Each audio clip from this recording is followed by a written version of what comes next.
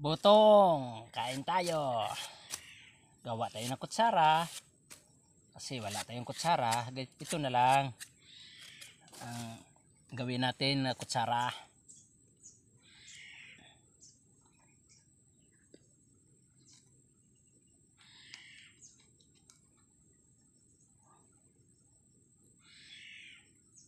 Okay.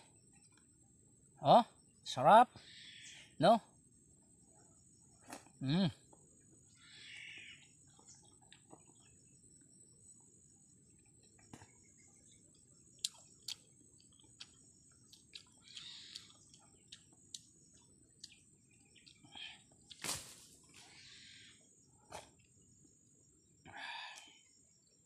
Sarap-sarap talaga.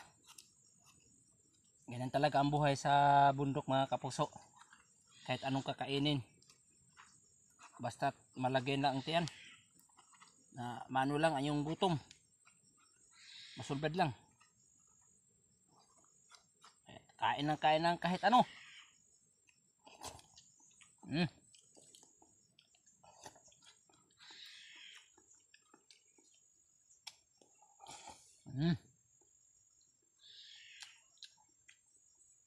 Okay.